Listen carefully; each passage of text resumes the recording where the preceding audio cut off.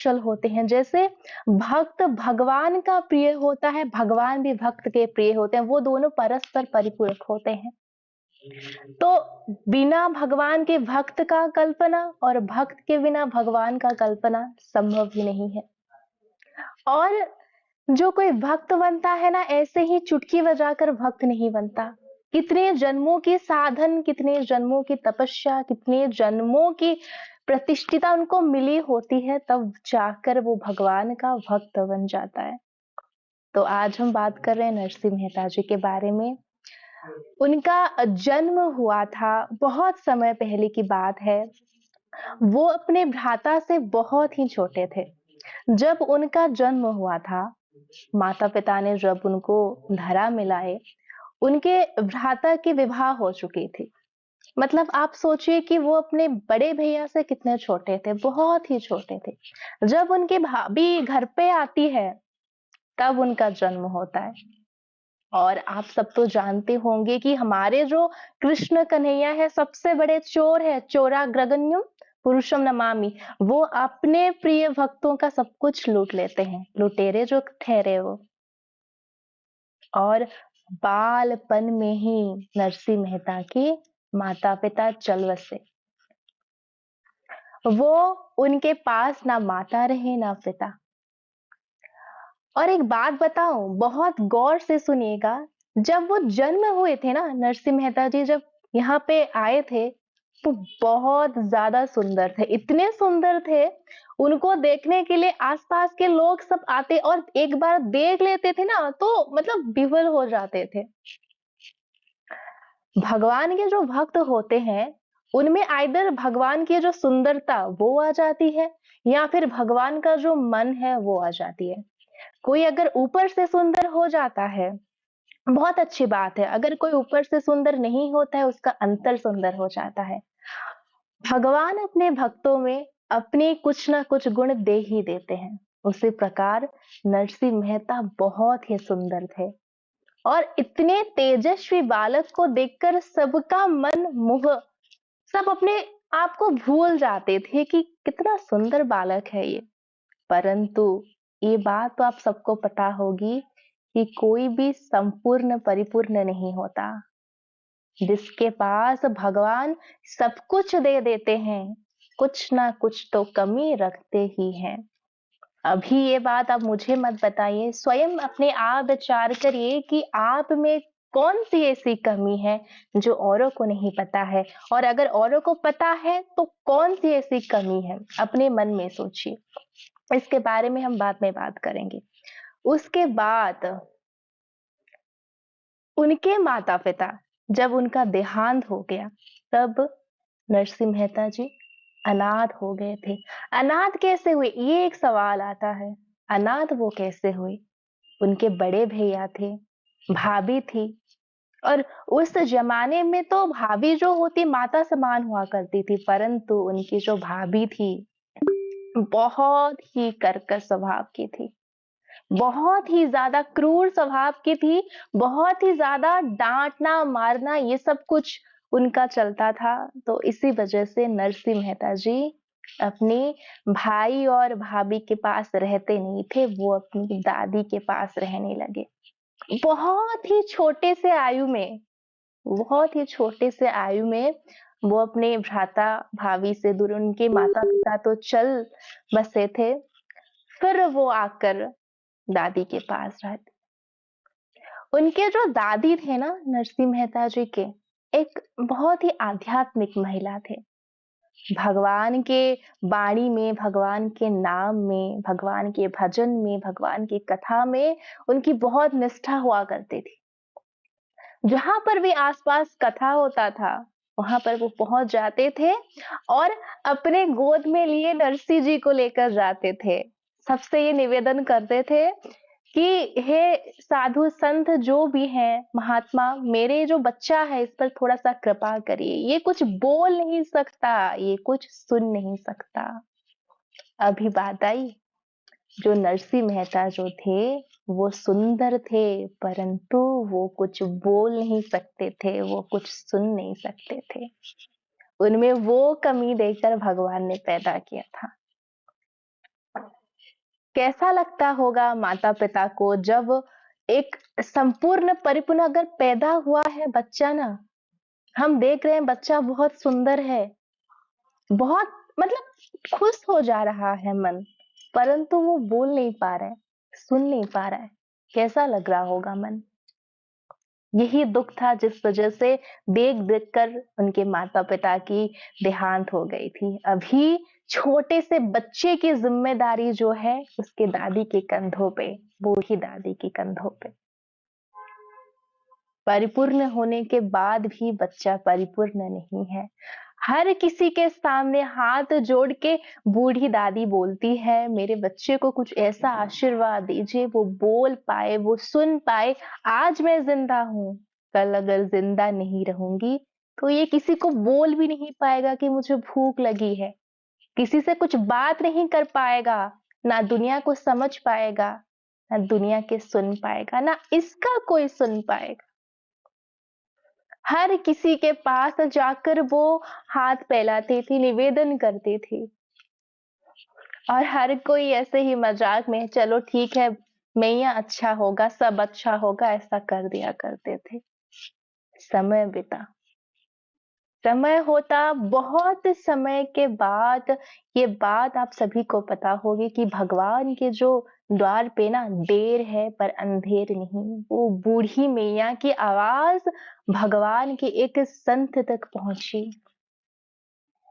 एक बार वो एक संत को विनम्र निवेदन कर रहे हैं कि बाबा, आप तो बड़े संत हैं, कृपा करके मेरा बच्चा कुछ बोलने लायक बन जाए, कुछ सुनने लायक बन जाए, इतना कृपा कर दीजिए। पता नहीं क्यों उस वक्त वो संत के कानों में बूढ़ी माँ की आवाज बहुत देर तक गूंजने लगी। उनको लगा कि वो जिनकी आवाज सुन रहे हैं और जिसके पास वो बच्चा है वो कोई साधारण महिला नहीं है, और जो बच्चा है वो तो बिल्कुल साधारण नहीं है। वो बच्चे के पास जाकर गौर से देखने लगे और वो बहुत सारी चीज समझ गए। क्या समझ गए बताए? बच्चा गूंगा था ही नहीं, नरसिंह मेहता गूंगे थे ही नहीं, ना वो बहरे थे। बस ये बात अपने दिमाग में डालकर निश्चिंत होकर बच्चे को बोले, बोलो राधे कृष्ण, बोलो राधे कृष्ण, बोलो राधे कृष्ण। एक बार आप सभी लोग चैट में लिख दीजिए, राधे कृष्ण राधे कृष्ण राधे कृष्ण। उस वक्त नरसिंह मेहता, जो कि बचपन से कुछ बोले नहीं थे, उनका सबसे पहला शब्द था राधे कृष्ण। उन्होंने बोला राधे कृष्ण, उन्होंने बोला राधे कृष्ण। सोचिए कितने खुश नसीब हैं वो, कितने खुश नसीब है वो, कितने खुश नसीब है उनके माता पिता। वो माता कितने महान है जो नरसिंह जी को अपने गोद से निकाले हैं, वो पिता कितने महान हैं जो ऐसे महापुरुष के पिता बनने की सौभाग्य पाए हैं। कितने धन्य है वो माता पिता, कितने धन्य है वो दादी, जिनके निवेदन से नरसिंह जी आज अपने मुख से पहले शब्द निकाले हैं, और वो शब्द था राधा कृष्ण। आप सब लोग अपने मन में विचार करिए कि आप सबका पहला शब्द क्या था। किसी का माँ होगा, किसी का पापा होगा, किसी का कुछ होगा, पर किसी का शब्द राधे, राधा, कृष्ण, श्याम, राम, ऐसा कुछ नहीं होगा। भगवान जो होते हैं ना, वो अपने भक्त को स्वयं चुन लेते हैं। भक्तों में ये शक्ति नहीं है कि वो भगवान को चुने। अगर हम उतने सामर्थ्यवान हो जाए ना कि हम भगवान को चुनने लगे, तो फिर भगवान का अस्तित्व ही खत्म हो जाएगा। जब वो चुनते हैं तो सामने वाला भक्त बनता है, और जब भगवान ठुकरा देते हैं ना तो भक्त भी गुनहगार बन जाता है।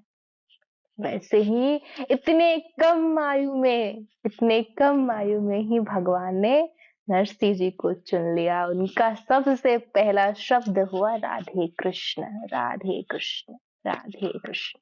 अभी तो वो बोले नहीं थे तब तक ठीक था, अब वो बोलने लगे, बस बोल रहे राधे कृष्ण, राधे कृष्ण, राधे कृष्ण, राधे कृष्ण, कम नहीं हो रहा। उनका जो वाणी है रुक नहीं रहे, हमेशा बोल रहे हैं राधे कृष्ण। वो जानते नहीं है राधा रानी कौन है, कृष्ण कौन है, जानते नहीं है, पर नाम जाप कर रहे हैं। आपको पता है नरसिंह मेहता बोल पा रहे थे, सुन पा रहे थे, परंतु बोले क्यों नहीं थे, सुन सुन क्यों नहीं रहे थे? इसका कारण सिर्फ इतना है कि वो संसार के शब्दों में, संसार के मोह में उलझना नहीं चाहते थे। अगर वो संसार में घुस जाते ना, संसार उनको क्या क्या बोलना सिखा देता, क्या क्या सुनना सिखा देता। वो बस संसार के सामने मूड बनना स्वीकार करते। जब उन्होंने बोला भगवान का नाम लिया, भगवान ने उनको स्वीकार किया, संसार ने उनको तुच्छ कर दिया। अभी तो उनके माता पिता की मृत्यु हुई थी, आगे आप देखिए उनके साथ और क्या क्या होता है। बहुत ध्यान से सुनिए। जब भी उनको भूख लगती थी, उनके दादी को बोलते थे राधे कृष्ण। उनकी दादी समझ जाते थे उनको भूख लगी है। कुछ भी कहना होता था, उनका इशारा होता था राधे कृष्ण। राधे कृष्ण के अलावा उनके पास और कोई शब्द ही नहीं था। वो समझ रहे थे, सब समझ रहे थे, बात समझ रहे थे, पर राधे कृष्ण बस उनका जीवन। सब लोग वहां पे देख के आश्चर्य हो रहे हैं। सब लोग कितना मतलब हुआ क्या है, बच्चा बोल नहीं रहा था बचपन से ही, और जब बोल रहा है बस चुप नहीं हो रहा है। और शब्द कुछ ऐसा है जो शब्द अपने मुख में लाने के लिए योगी जन्म जन्म तक तपस्या करते हैं। जन्म जन्म मुनि जतन करई, राम नाम कभी आवत नहीं। कभी कितने जन्मों तक साधन करने के बाद अंत समय में या फिर बारंबार अपने मुख से भगवान का नाम आ नहीं पाता है। और वो नाम आ रहा था नरसिंह मेहता के मुख से हमेशा, हर पल। पर आपको पता है जो भगवान के जो भक्त होते हैं उनका परीक्षा ऐसे होता है कि आपको लगेगा अरे यार ये तो भगवान का भक्त है, इसका इसका इतना परीक्षा नहीं, मतलब जो संसारी लोग हैं उनको समझ नहीं आएगा परीक्षा क्या है, परीक्षा क्या नहीं है, क्या कष्ट है, क्या कुछ समझ नहीं आएगा। वो लोग बोलेंगे कि भगवान का भक्ति कर रहा है, ये भगवान का भक्त है, इसके जीवन में इतना कष्ट क्यों है, इसका मतलब जरूर ये ढोंगी है, इसका मतलब जरूर ये मतलब कुछ नाटक कर रहा है। अरे भगवान के भक्त के साथ ऐसा कैसे हो सकता है, भगवान इसका सुरक्षा नहीं करेंगे। परंतु कुछ मूर्खों को ये समझ नहीं आता, परीक्षा तो सिर्फ उन्हीं की ही होती है जो परीक्षा हॉल में बैठा होता है, जो एग्जाम हॉल में बैठा होता है, जो एग्जाम कभी दिया ही नहीं, उसके लिए क्या सफल होना और क्या विफल होना। अगर आप भगवान के भक्त हो और आपके जीवन में आए दिन कोई ना कोई विपत्ति आ रही है, तो आप निश्चिंत हो जाइए और एक बार अवश्य अपने पेट को थपथपाइए।